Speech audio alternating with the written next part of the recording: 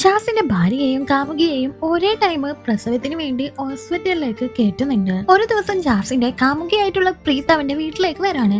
എന്നാൽ അവന്റെ ഭാര്യയായിട്ടുള്ള ബാനി ആ ഒരു വീട്ടിൽ തന്നെയായിരുന്നു ഉണ്ടായിരുന്നത്. ബാനി കാണാതെ പ്രീത്തിനെയും പ്രീത്ത് കാണാതെ ബാനിയെയും ജാസ് അഡ്ജസ്റ്റ് ചെയ്യുന്നുണ്ട്. എന്തോ ഒക്കെ പറഞ്ഞ് പ്രീത്തിനെ അവിടെ നിന്ന് പറഞ്ഞയക്കുന്നുണ്ട്. രണ്ടുപേരെയും ഡീൽ ചെയ്യാനായിട്ട് ജാസ് ഒരുപാട് കഷ്ടപ്പെടുന്നുണ്ടായിരുന്നു. അങ്ങനെ ഒരു ദിവസം പ്രീത്തും ബാനിയും തമ്മിൽ പരിചയമുള്ളതുകൊണ്ട് തന്നെ ഒരു കഫേയിൽ വെച്ച് അവര് കോഫി കുടിച്ചോണ്ടിരിക്കുകയാണ്. രണ്ടുപേരുടെ ഭർത്താക്കന്മാരെയും അവിടേക്ക് വിളിച്ചു വരുത്താമെന്ന് കരുതുന്നുണ്ട്. എന്നാൽ ബാനിയോട് ജാസ് വൈകിട്ട് കാണാൻ കുറച്ച് തിരക്കാണെന്ന് പറഞ്ഞ് പ്രീത്തിനെ കാണാനായിട്ട് വരുന്നുണ്ട്. അപ്പോഴാണ് ബാനിയും പ്രീത്തും ഒന്നിച്ചിരിക്കുന്നത് കണ്ട് അവൻ ഷോക്ക് ആവുന്നത്. ബാനിയുടെ കണ്ണിൽ പെടാതിരിക്കാൻ വേണ്ടി ഹെൽമെറ്റ് വെച്ചിട്ടാണ് പ്രീത്തിനോട് അവൻ വന്ന് സംസാരിക്കുന്നത്. അങ്ങനെ ഇരിക്കുമ്പോൾ ബാനി അവന്റെ അമ്മയെ പിടിച്ചു വരുത്തുന്നുണ്ട്. താൻ പ്രഗ്നന്റ് ആയതുകൊണ്ട് ഗർഭിണികൾ കഴിക്കുന്ന ഒരു ഉലുവ കൊണ്ടുള്ള ലഡു അമ്മ കൊണ്ടുവന്നിട്ടുണ്ടായിരുന്നു. അമ്മക്കും കുഞ്ഞിനും ഇത് ഹെൽത്തി ആയിരിക്കും, നല്ലതാണെന്നാണ് ആ ഒരു അമ്മ പറയുന്നത്. അന്ന് രാത്രി ആ ലഡൂസ് എല്ലാതും ജാസ് കട്ടുകൊണ്ട് പ്രീത്തിന് കൊണ്ടുപോയി കൊടുക്കുന്നുണ്ട്. പ്രീത്തും തന്റെ കുഞ്ഞിനെ ആണല്ലോ ചുമക്കുന്നത്. തന്റെ അമ്മ കൊറിയർ അയച്ചതാണെന്നാണ് ജാസ് പ്രീത്തിനോട് പറയുന്നത്.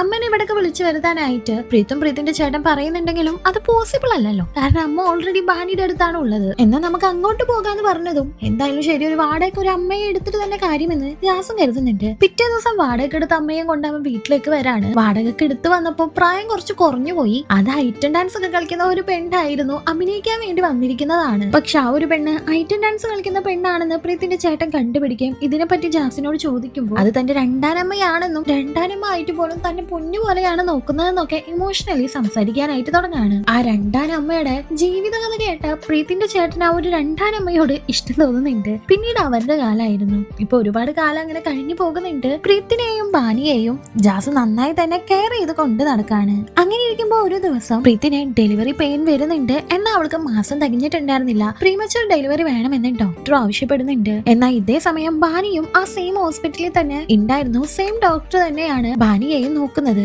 ഒരു ഘട്ടത്തില് രണ്ട് പെണ്ണുങ്ങളുടെ ഭർത്താവ് ഒരാളാണെന്നുള്ള സത്യം ഡോക്ടർ മനസ്സിലാക്കി അത് പറഞ്ഞപ്പോ ഡോക്ടറുടെ അവിഹിതം കാട്ടി ഭീഷണിപ്പെടുത്തുകയും ചെയ്യാണ്. പ്രീത്തും ബാനിയും ഒരേ ടൈമിൽ തന്നെ പ്രസവിക്കുന്നുണ്ട്. അതൊക്കെ കഴിഞ്ഞ് കുറച്ച് ദിവസത്തിന് ശേഷം അവർ ഹോസ്പിറ്റലിലേക്ക് വരുമ്പോ പ്രീത്തും ബാനിയും കണ്ടുമുട്ടുകയും തന്റെ ഭർത്താവാണെന്ന് പറഞ്ഞ് ജാസിനെ പരിചയപ്പെടുത്തി കൊടുക്കുകയും ചെയ്യാണ്. ദേഷ്യം വന്ന് പ്രീത്തിന്റെ ചേട്ടൻ വെടിവെക്കാനായിട്ട് ഒരുങ്ങുമ്പോ ജാസ് അവിടെ നിന്ന് ഓടി രക്ഷപ്പെടുന്നുണ്ട്. പ്രീത്തും ബാനിയും ഇതിനെ പറ്റി ചോദിക്കുമ്പോ അവനെല്ലാം വിശദീകരിച്ച് പറഞ്ഞു കൊടുക്കുന്നുണ്ട്. ബാനിക്കും പ്രീത്തിനും പിന്നീട് ജാസിനെ വേണ്ട എന്ന് പറയാണ്. ഇതിന്റെ ഡീറ്റെയിൽ എക്സ്പ്ലനേഷന് വേണ്ടി താഴെ കാണുന്ന പ്ലേ ബട്ടൺ ഒന്ന് ക്ലിക്ക് ചെയ്താൽ മതി.